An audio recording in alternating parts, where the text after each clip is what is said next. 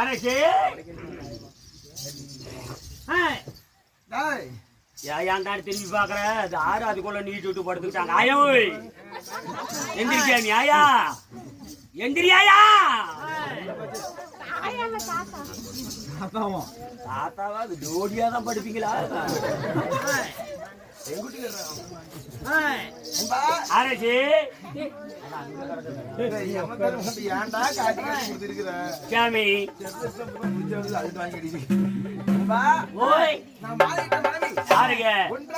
ஒன்னா ரெண்டா அதே சாண்டாளா மூணு யார் யாரு கையை கோசலை சுமத்திரை அதே சாண்டாளா கையில கோச கை கையில கோசலம் இல்ல கையை கை கோசலை சுமித்திரை இப்படி மூன்று பேர் மாலையிட்டு யார் நண்பா ஓய் மாலையிட்டு நாள் முதலாக ஒரு தேஜாமி ஒருத்தனுக்கு ஒருத்தி என்பது நம்மளோட பண்பாடுடைய வழக்கம். நீங்க மூணு பொண்டாட்டி கட்ட என்ன சாமி காரணம்?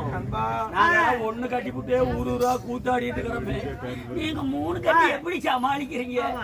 ஒரு அளவனா பிறந்துட்டா ஒரு மனைவி தான் தேவை. ஆமா சாமி, நான் மூன்று மனைவி எதனால மாலை இட்டு எனக்கு என்ன குறை நண்பா?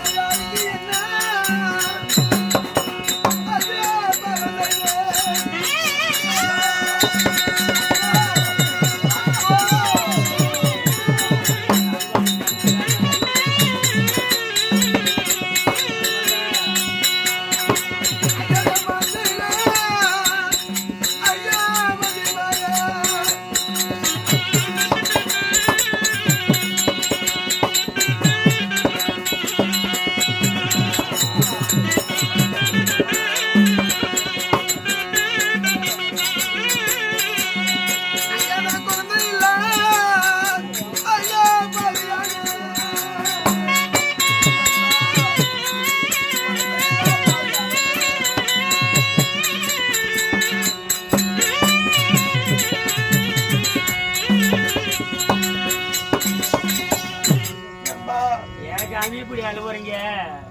யாருக்கு என்ன பாவம் செய்து சரி நாடு இருந்து சொத்து இருந்து சுகம் இருந்து நண்பா, ஓய் நான் 3 மணிக்கு மாலையிட்ட காரணம் என்ன என்ன காரணம் நண்பா?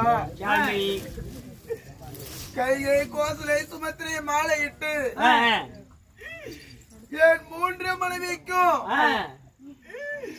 குழந்தை பாக்கியமே.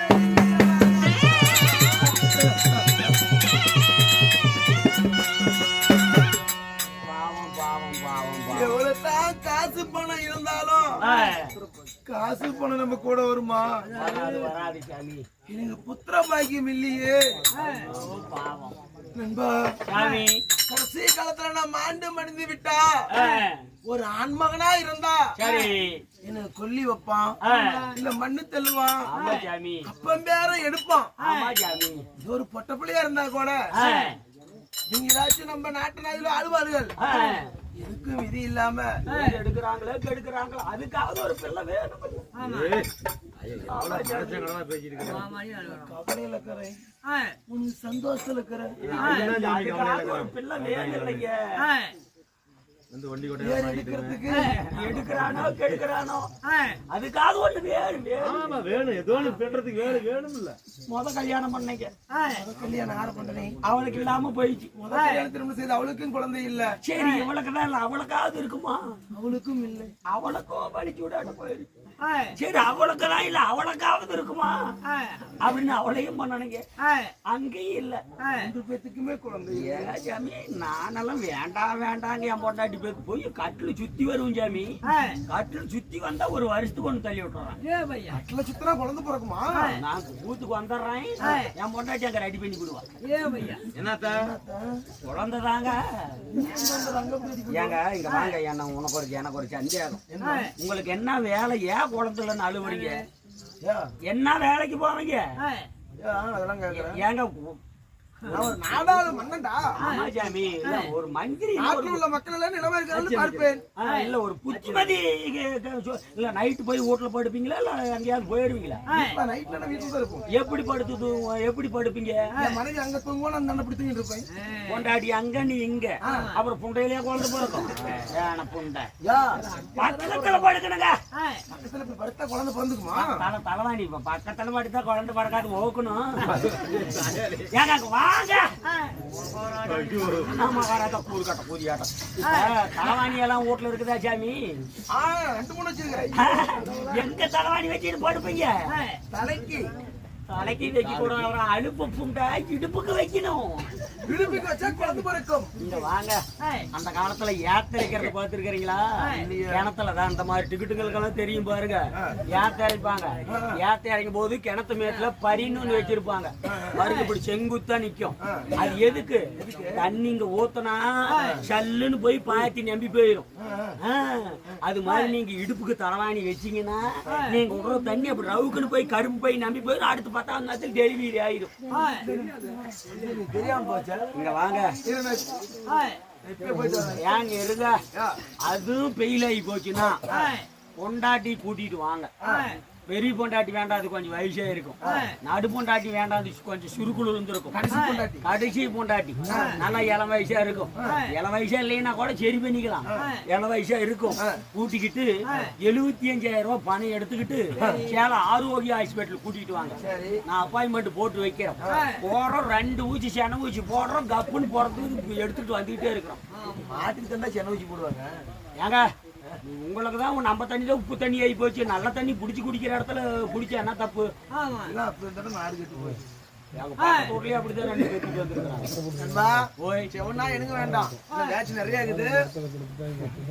சரி சாமி. அதனால அப்படி இருந்தாலும் இன்றைக்கு எனக்கு குழந்தை பாக்கியமே இல்ல. சரி வாழ்ந்தா ஒண்ணு குழந்தையோட வாழணும். இல்லனா இந்த பூமி மேல போய் சேரணும். சரி சாமி. அதனால இன்னைக்கு நான் முடிவு எடுத்துக்கிட்டேன். நானும் முடி எடுத்துக்கிட்டேன். என்ன முடி? பெருமா கோயிலுக்கா? ஆமா சாமி. முடிவுனா எப்படி? எப்படி? இன்று நான் வர வாங்க போக வேண்டும். புத்திர சந்தானம் வர வாங்கணும். சரி. குழந்தை வர வாங்க போக வேண்டும். சரி சாமி. கட்டில வாங்கிட்டு அந்த பிரம்ம இடத்துல வரத்த வாங்கணும். அப்படி இருந்தாலும் ஒரு தடவை கட்டி மனைவி அரண்மனை இருக்கிறார். நான் அழைத்தேன் என்று கையை அழிச்சிடம் அழைத்து வர வேண்டும். ஆகட்டும்.